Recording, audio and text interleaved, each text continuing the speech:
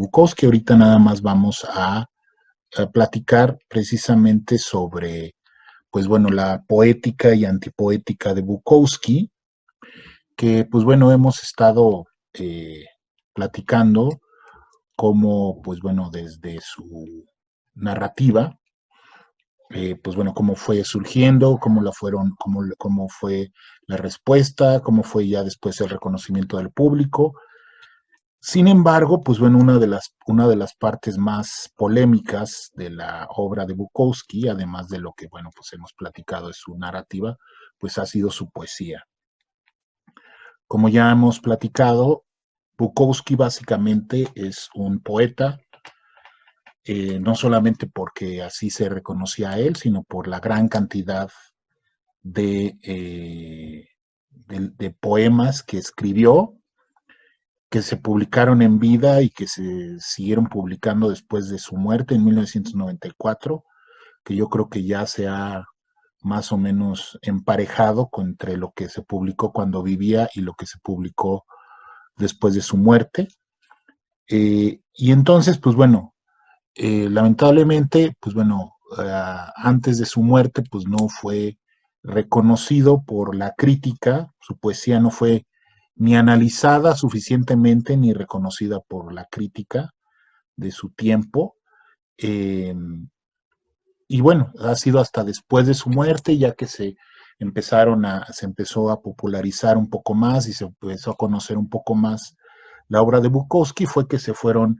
dando más estudios. Ahorita ya en la actualidad, pues ya están integrados en pues bueno, en algunas universidades se han hecho estudios académicos, se le ha integrado a algunas antologías, ¿no? Y pues bueno, se han hecho estudios. A su muerte, pues bueno, hasta después de su muerte, yo el único libro que había conseguido era precisamente este libro de Russell Harrison, que son una colección de ensayos donde analiza pues su obra hasta ese momento, ¿no? Hasta el año de 1994, ¿no? Y que tiene apuntes interesantes. Yo es uno de los primeros ensayos, si no es del primero, donde se trata de ubicar precisamente a la poesía de Bukowski, que hoy vamos a dedicar la sesión. Entonces, Russell Harrison dice que para explicar el hecho de que no se haya conocido, no se haya analizado hasta ese momento, 1994, la obra de Bukowski, pues hay dos grandes razones, ¿no? El gran volumen de su producción poética y la actitud expresada por Bukowski acerca de ella. O sea, primero, pues bueno, como ya les decía, pues Bukowski escribía todos los días y publicaba muchos de sus poemas. De hecho, pues él no era el propio editor, vamos a decirlo así, de sus libros de poemas, sino el que armaba las colecciones, pues era su editor. Bukowski simple y sencillamente le decía, pues aquí está lo que he escrito, pues tú acomódalo y tú velo y pues ya a ver cómo queda. Y entonces así era como se iban armando, sobre todo ya después en la etapa siguiente, porque en su primera etapa pues bueno, eran colecciones de libros que él ya había publicado y que luego se publicaban en forma de libro ya más grande, pero eran libros más pequeños, plaquettes, ¿no? En el principio lo que él publicaba. Y ya después, pues bueno, ya fue publicando pues, libros cada vez más voluminosos acerca de su poesía, ¿no? Esa es una de las cuestiones. La otra cuestión, dice Harrison, es la falta de apreciación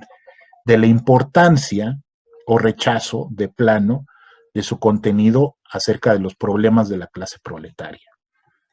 Y no es que Bukowski fuera un poeta comunista, vamos a decirlo así, o que hablara o que propugnara por la justicia social, o que estuviera a favor de los movimientos sociales, nada más alejado de eso. Bukowski era, pues, básicamente una persona, un individuo muy ensimismado en su propia problemática, es como todo, como casi, como muchos artistas, era una persona sumamente individualista, sumamente, vamos a llamarlo así, egoísta, donde pues él hablaba nada más de su mundo, pero precisamente por provenir de ese mundo, es decir, de la clase baja, de la clase proletaria, de la clase trabajadora, no de aquellas clases medias o altas o burguesas de la sociedad norteamericana, que era pues básicamente de las clases de donde provenían la gran mayoría, de donde han provenido la gran mayoría de los escritores norteamericanos, como en todas las sociedades. Han sido raros los escritores que han salido de las clases bajas y que han seguido una carrera o que han conseguido una carrera proveniendo de las clases bajas, no solamente pues por obvias razones de cuestiones de educación y todo, sino por la misma naturaleza de los sistemas literarios, del sistema literario, en este caso de Estados Unidos, donde pues bueno, es vamos a llamarlo así, una cofradía, una gran cofradía, los sistemas literarios en todos los países son cofradías de escritores que comparten o comparten estéticas o comparten formas de ver el mundo y de concebir la literatura, y que a veces hay grupos, ¿no?, que se oponen entre sí y que discuten y que se llevan platican entre ellos, discuten entre ellos, se critican entre ellos y van estableciendo pues los cánones de la literatura de esos países durante diferentes épocas. Entonces, en todas las épocas ha habido grupos dentro de esa cofradía de la literatura que han dominado, y luego entran otros nuevos escritores que contradicen el canon establecido, y que luego esos mismos que al principio enfrentaban el canon establecido, después se convierten en parte del canon y a su vez se enfrentan a otros escritores que contradicen ese canon establecido. Para el momento en el que está Bukowski, en el que produce Bukowski, hay dos movimientos dentro de la poesía norteamericana. Digo, no nos vamos a ir a analizar toda la historia de la poesía norteamericana, sino nada más los dos movimientos principales que estaban en boga o que estaban emergiendo y buscando precisamente un espacio en el campo literario de la poesía de Estados Unidos, que son la poesía confesional y la poesía beat, ¿no? Entonces, vamos a decirlo así, académicamente, críticamente, pues esos eran los dos grandes movimientos que se detectaban que había de poetas que escribían de acuerdo con esas dos tendencias, ¿no? La poesía confesional y la poesía beat. Entonces, para Bukowski, eh, no cabía en esas dos corrientes, porque además pues él no militaba, ni simpatizaba, ni era conocido, ni tenía amigos de esas tendencias. Él básicamente pues era, vamos a decirlo así, un lobo solitario. La cuestión es que pues bueno, él al ser oriundo de Los Ángeles, pues era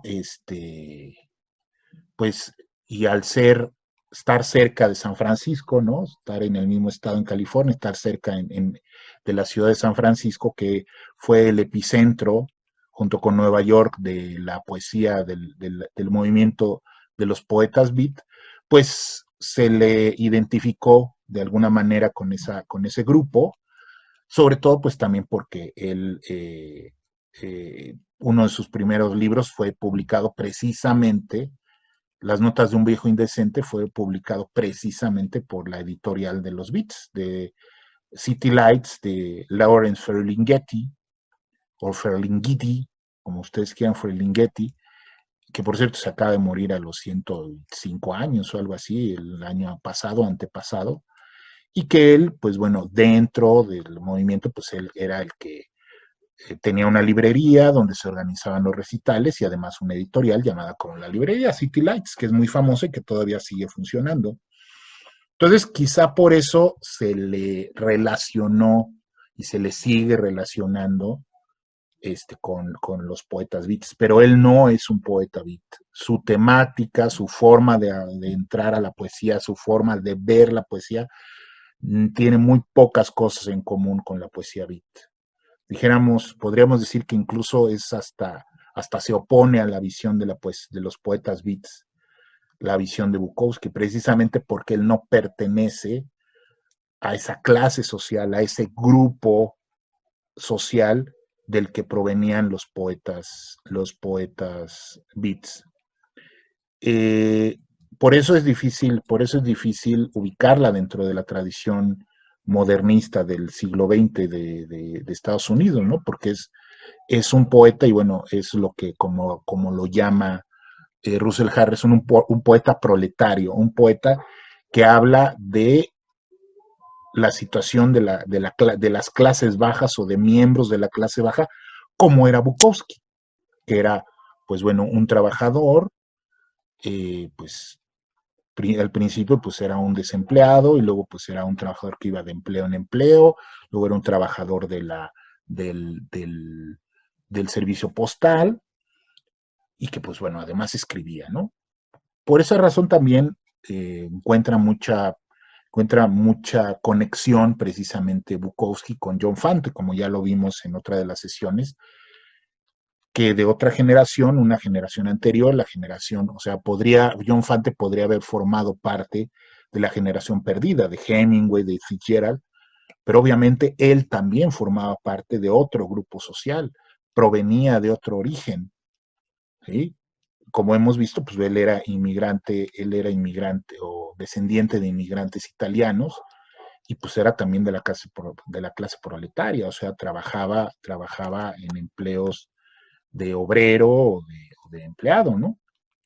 Entonces, por eso hay esa conexión que encuentra Bukowski sobre todo la narrativa, el personaje de Fante, ¿no? De